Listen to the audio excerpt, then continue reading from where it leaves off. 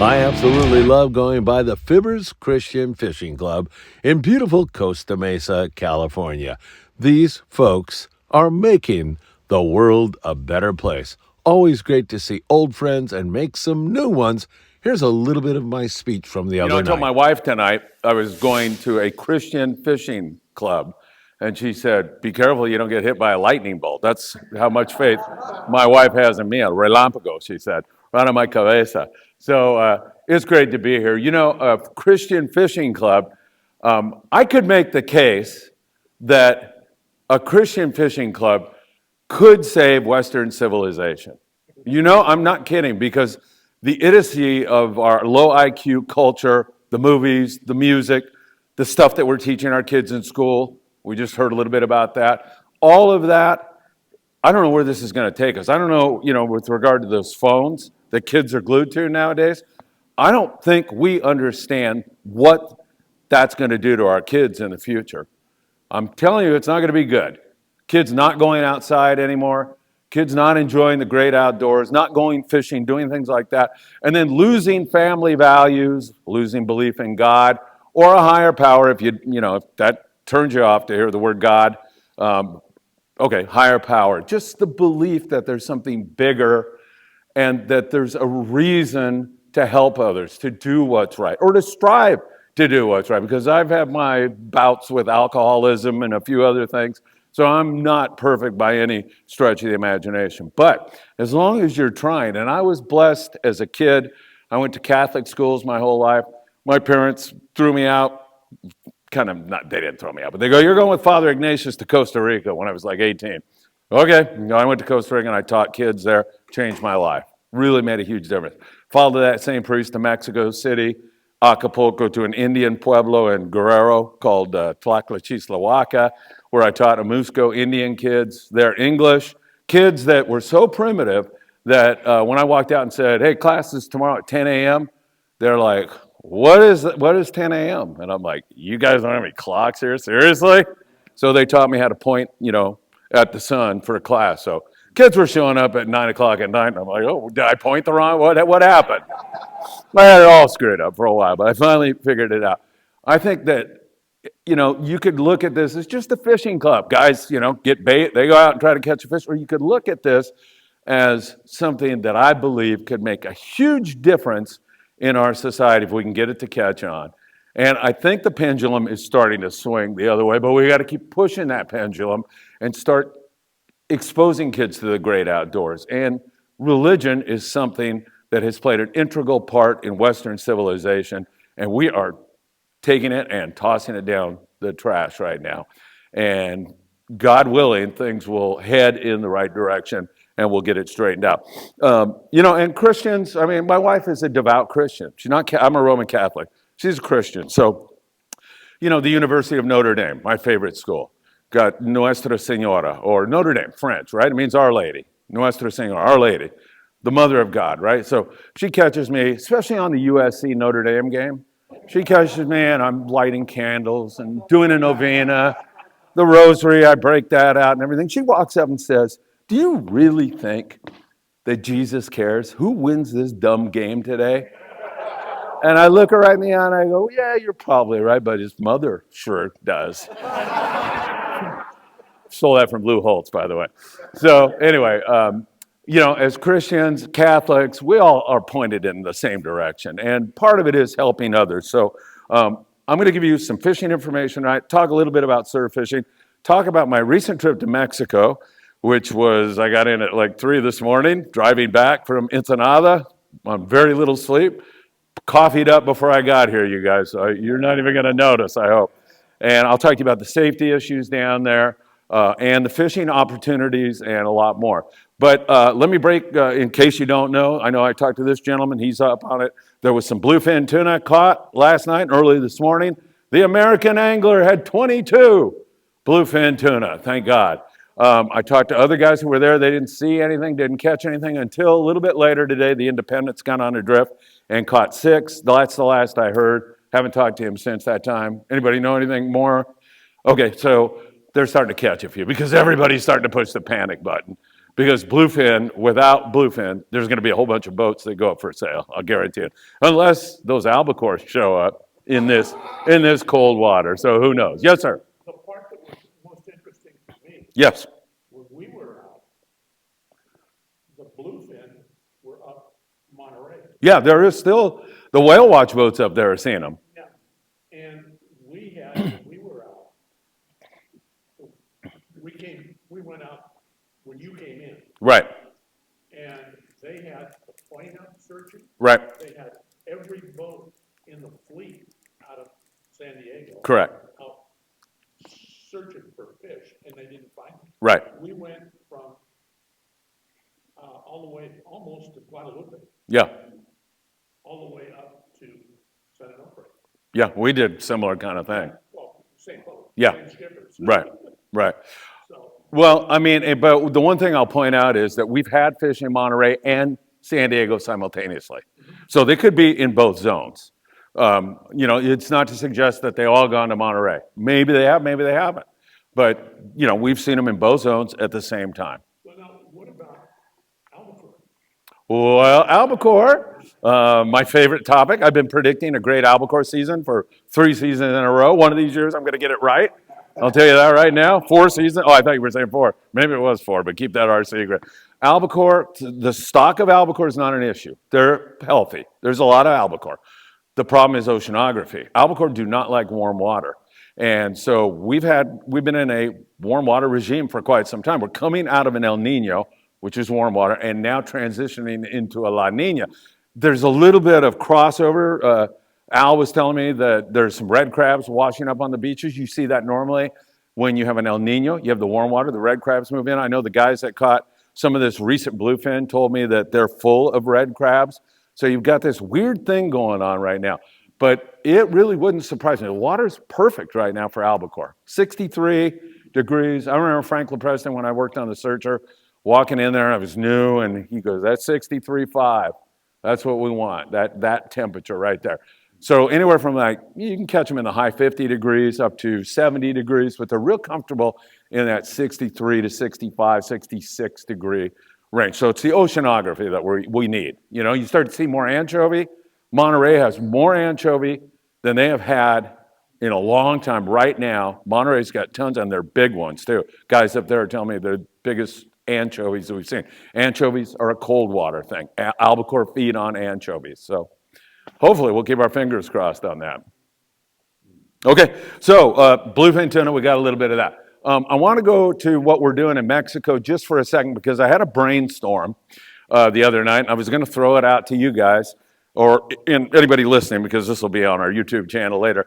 But so we have a warehouse full of clothing. I just took down a car full of clothing, and I worked with a girl down there who helped me distribute it. So I was thinking that if anybody out there is traveling to Ensenada, I can give them some clothing when they go, and they may have their favorite charity, they may know a church, they may have somebody they know down there, and then we can get everybody involved in this venture.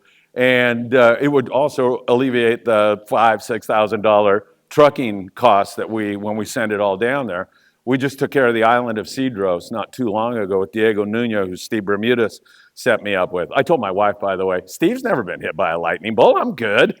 You know? If he didn't get hit, I'm really good. So Steve introduced me to Diego, and the island had that hurricane kind of get over them and screw things up. So we sent a lot of clothing down. So I was thinking out loud, maybe that would be a thing. I know Steve goes down there a lot. We could meet. I'll give you a bunch of clothes. You take them down. And if you don't have somebody in mind, we have drop-off points down there. Diego, we have several people that we can drop this stuff off with. So I think that is a viable alternative. I was just wondering if you thought that was a good idea. And we can talk afterwards. We don't have to talk right now. I want to talk to you a little bit about surf fishing because prices of going on boats right now, it's enough to make your hair fall out. I'll tell you, it's brutal right now. Many people can afford it. Many people can't. And I don't want to, we're talking about how important this whole thing is, the Christian fishing thing. Both those things are super important, I believe, in our society right now. So we don't want to lose the dad with 4 kids who's like, man, I cannot afford $500 to take my kids out on a 3/4 day boat. I can't do it.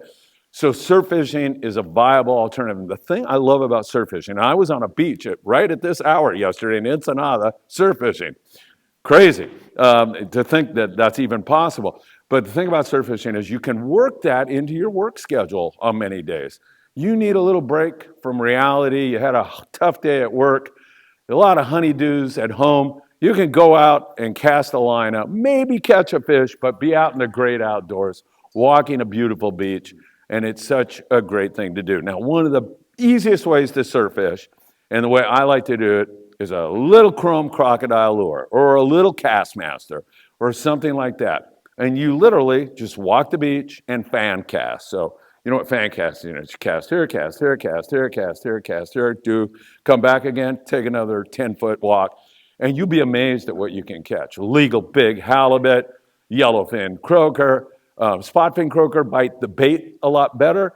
You can catch big barred perch. You can catch a myriad of different fish and have a really good time. And when the kids get bored, you know how they get bored sometimes with the fishing slow? They're throwing, sand at one another and jumping in the water and having a really good time. So surf fishing for me is a super great way. And it's another thing, talking about the teacher here, another thing is that fishing, if you do it right, can open educational doors for kids. They want to learn about all these creatures that they're seeing. They want to understand, that when the grunions lay their eggs, the sandworms come to feed on the grunion eggs, and those are such good bait. So you dig around where the grunion have been, you find these sandworms, and you toss them out there, and they're fabulous baits. And kids want to learn about that. They want to learn about the gray whale migration, and they want to learn about how a bluefin tuna has the ability to regulate its body temperature as opposed to any other tuna. It's all opening doors for kids. It's so important than the garbage that they're getting on these phones. Except if your kids are watching the Friedman Adventures YouTube channel, I'd give them a pass on that. They only have 24 hours a day, kid. That math is overrated, let me tell you. No, you definitely. And as a teacher in China for 3 years, I taught there for 3 years. Oh boy, I can tell you, those kids are not learning anything about nonsense. They're just hardcore learning foreign languages. Their math problems look like hieroglyphics to me. I have no clue what they are. I couldn't even tell you, like, what? What is that?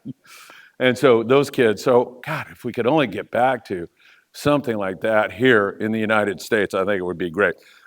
There's a derby going on at Big Fish Bait and Tackle in Seal Beach, California. Every single month, he gives away a beautiful, like $400 custom surf fishing rod. So all you need to do is get a ruler from his place.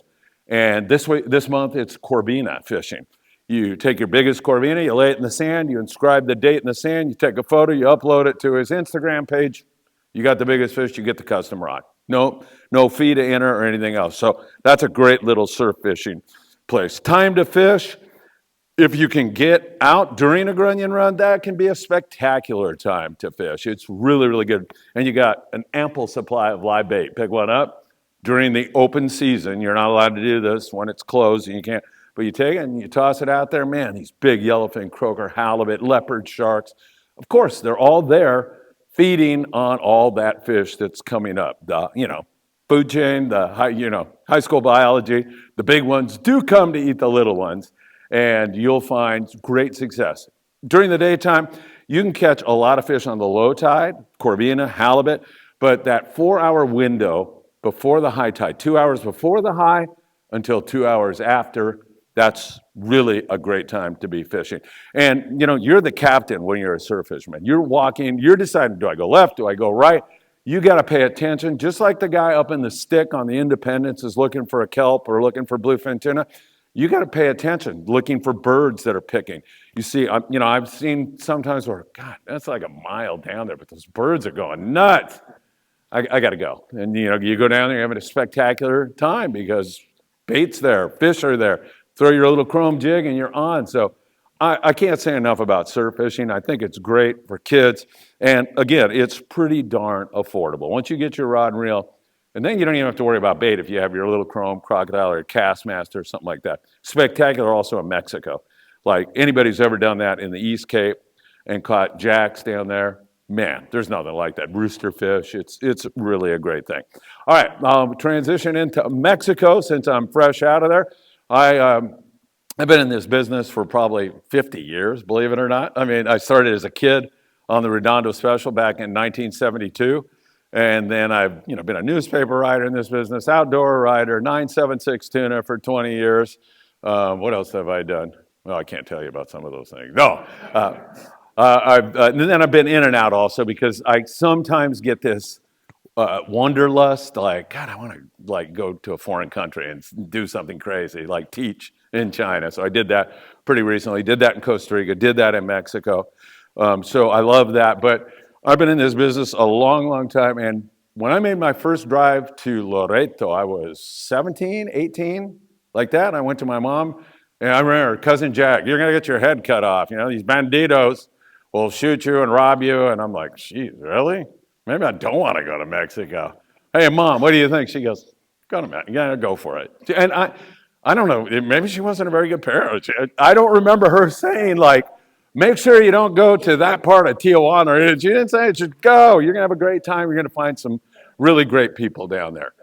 Boy, did I ever. And talk about the Mexican culture putting us to shame with their family value. They value the family, and so do many other cultures. Our families are getting destroyed here.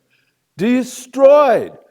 It's a shame what's happening. You go to Mexico, I was just there. I felt like part of the family. I'll tell you about these people in a moment, but you just see the cohesiveness. I mean, yeah, they're like anybody else. They have their little fights in there, but the family is so important. It used to be in this country, and it is with many of you, because you have the Christian values holding it all together. At least that's what I believe. So Mexico is a great place. I went fishing with a guy named Louis Prieto.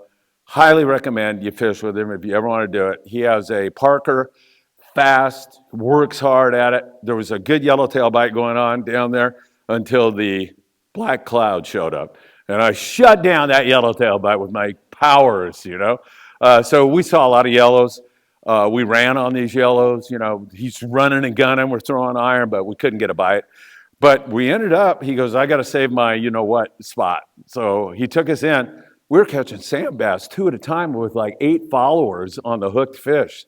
Like the old days on the Huntington Flats kind of thing. And I was like, whoa, this is like nostalgic. I'm into this, man. I'd rather do this than chase those dumb yellowtail all day long. So, and mixed with the sand bass were these little rockfish, shallow water rockfish. So we were catching, copper rockfish, small bocaccio, reds, and they're in that short water, so they fight. You get them, and they're fighting really good. They didn't have any bait down there. Bait's a big issue down there. So we were just fishing plastic lures and 2 at a time. It was really, really, really fun. So it's for real sport fishing. Louis Prieto, that's a guy that you can take to the bank. He's a really good guy. Ensenada, yeah. Good guy. He's an American, relocated down there. He's got a bar called the Tequila's Bar. So at the end of your trip, if you want, he'll take the fish there and cook it up for you. And he's got all the gear. So you don't have to bring anything. You can just go, and he's got iron, and he's got everything you'll need. So he's a good guy. Anybody who needs some recommendations, there's several other guys. There's a guy by the name of Foca down there. Anybody know what that means in English? Sea lion. Big guy. And he was swimming one day, and a kid went, oh my God, look, it's a Foca. His name's Jose, and he likes Foca. Well, I go, you like that sobrenombre? You like that nickname? And he's like, look, and he's got Foca written on his shirt. Yeah, I like it, man. Hardcore fisherman, really good guy. He's out of a place called Botes Juanitos, which is on the Malecon, kind of the boardwalk area, so you can stroll around there. When they dump the cruise people off, they sometimes walk along there. Really good, hard fisherman.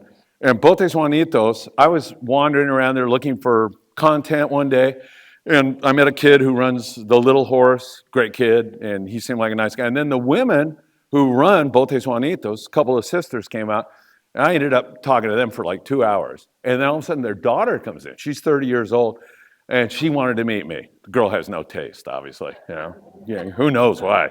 And so I listened to her English, and it was great. And I go, you want to do a little podcast? Talk about how you got into fishing. And She was great. Great personality, super quick, smart, wit. You know, I throw something at her to screw with her, and boom, right back on me, fast. And so I go, this is my co-host in Mexico. I just got to get it approved by my esposa, my wife. But, you know, Ruth, she's my co-host. Come on, don't think there's anything going on here. I honestly took, the video, because my wife speaks Spanish. She doesn't even speak English. And she didn't watch fishing stuff. So I go, here, look. And she goes, I'm waiting for that. What are you doing? She looks like a really decent girl. That's a good choice there. And she is. She's super great. Loves to fish. Started fishing when she was 4 years old because she grew up on those docks with a beer can, or not a beer can, a soda can with line around it. Oh, I just blew the whole Mexican family thing with a beer can. Maybe it was a beer can, but she started fishing that way. You see many kids in Mexico fishing that way. And she grew up, caught a white sea bass, has been on the boats forever. And, I was still skeptical about, yeah, you sure you're a fisherman? And then Foca came in one day, and she jumped. I said, let's film you going through the fish. Man, the way she picked up the fish, and you could see, she's done this a million times before. So we went surf fishing with her. The other couple of days, we did several live shows. That day we were with Louis Prieto. I got up at 3:30 in the morning. I slept with a nut who snored all night, so I got about a half hour sleep. Sorry, Mackie. I had to bust you on that. Got down to the boat. We fished for like 12 hours. I ran to her place, Botes Juanitos, and we did 2 live shows that were 4 hours long. I was just so fried at the end of that. And then the subsequent night, they put on this great seafood feast for us with all their family members and Foca and many other people. So that family feeling that I think is so important, and that fishing really has bonded these people together. It was a beautiful thing to not only see, but to be part of. And I also brought down a car full of clothing. Paulina is her name, Paulina Varela, and she took all the clothing, took it to the church when I was saying goodbye. So remarkably great kid, 30 years old is a kid to me. Great kid, and I feel like she's definitely improved Friedman Adventures. She's really great. So I'm looking forward to working more with her for sure. And there's 2 kids here. One kid, his name is Michael Limon. He's 10 years old. He's nuts about Friedman Adventures. Another kid with no taste, but he's nuts about our show. And I think he's got a crush on Paulina. And so I said, Paulina, come on. And so she's lovely. But, Michael, I want him. I can't wait to fish with you. And then a little girl, Bella, who is up in the Channel Islands. Bella and her dad, Ed Berrigan, fish on the Ventura boats and the Cisco's boats all the time. She's felt this connection now with Paulina in Mexico. So we got this whole thing going on, and we're trying to get her to come up on the 31st, and we have a charter on the Island Spirit and fish with Michael and Bella. That's the most important thing about that. And she's like, hey, let me know when can I come up? When can I do it? And hopefully we'll be able to put that together really, really soon. Last night, have you ever driven through the ready lanes in Mexico? Okay, so the ready lanes are quicker. They're not the Century lane, and I've been doing this for 50 years. I've never gone through the ready lanes because they're like, I can't figure out. This is me, a guy who's traveled down there, so I get why some people are like, I could never figure it out. So I go, tonight is the night we figure out the ready lanes. We're going to get on the Rápida, which is the kind of the freeway in Mexico. We're going to figure this out. I call this guy, Albert Ponce. Albert, I know you're going to kill me. And I go, Albert, do you have a pin drop for the ready lane?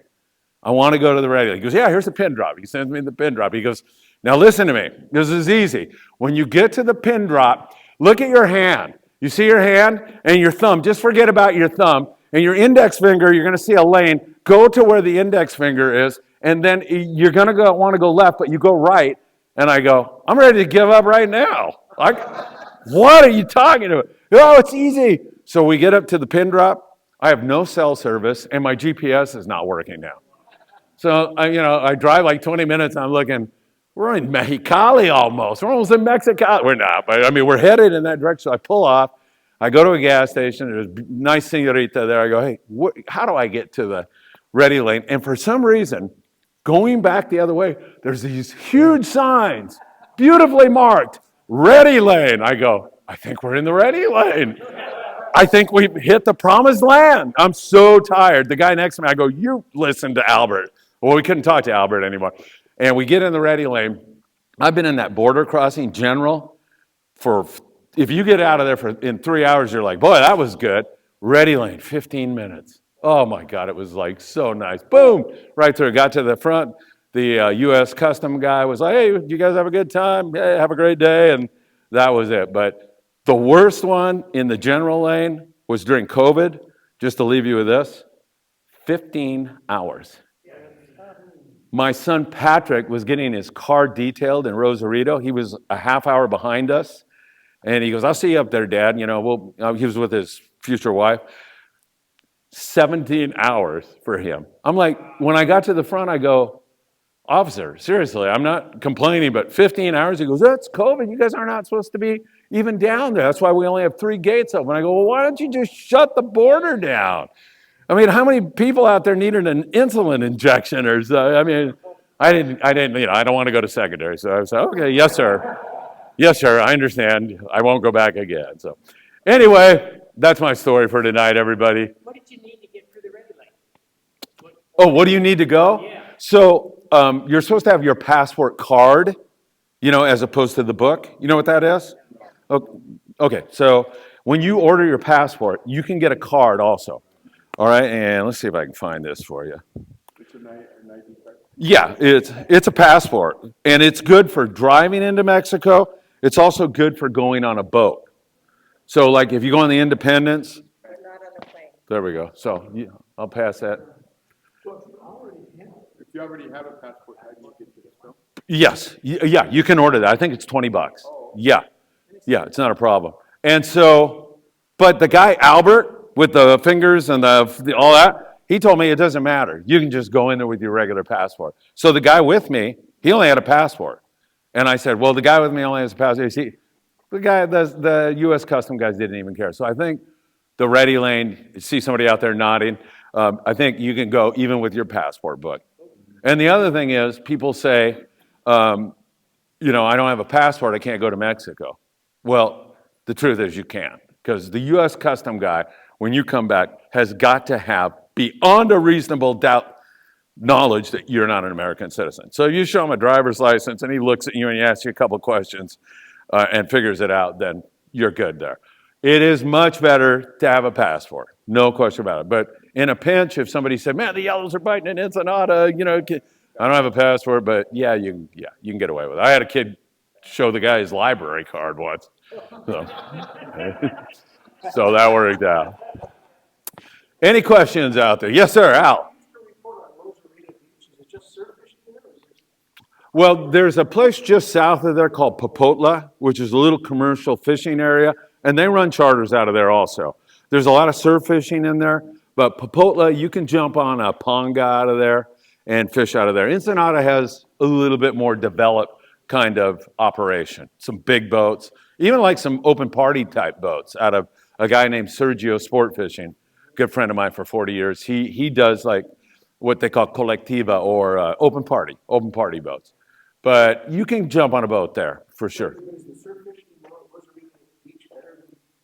It can be. I like going a little further south, like down there around. If you can go 140 miles south of the border down to San Quintin, it's insanely good. Punta Colonet, which, you know, San Diego boats fish, that's 120 miles down there. You can also do, insane fishing. Since I was a kid, my brother and I, Paul, used to go there. We'd fill an ice chest full of barred perch, drive up, go to Chinatown. Chinese love barred perch, sell all our barred perch, get our gas money, and right back down there again. We couldn't get enough. So you're going to go over on the other side, on the Gulf, and probably about, well, you can get them up there in San Felipe, but you start catching them really good in Bahia de Los Angeles, Bay of LA. Areas like that are really, really good. So, yeah. Yes, sir? While you're taking clothes down there, I've gone down there and had them take clothes away from me today. I can't bring them. Oh, my God, is that a headache? As a rule, I put it in actually suitcases. Yeah. And claim it as mine, personal, family, personal stuff. Yeah. Whether I have it in black trash bags, they want to take it. No, you're right. I've been. Give it away.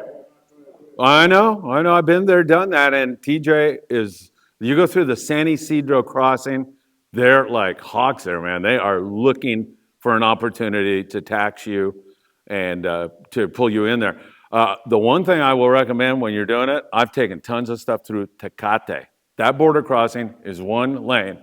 And the guys that are the border guys there all the time, they seem like they're like looking over, looking at some senorita walking by or something. Like, oh, yeah, whatever. Go ahead. And it's funny because I took an electric wheelchair down there to a guy who can't walk in Mexicali. And they stopped me and they went through the whole, there's no way you can bring this wheelchair down there. Man, you can't do it. We're not going to allow it. And then, kind of like Mexico, the guy walks out, he goes, go ahead. I was schmoozing them and talking to them and explaining what we do.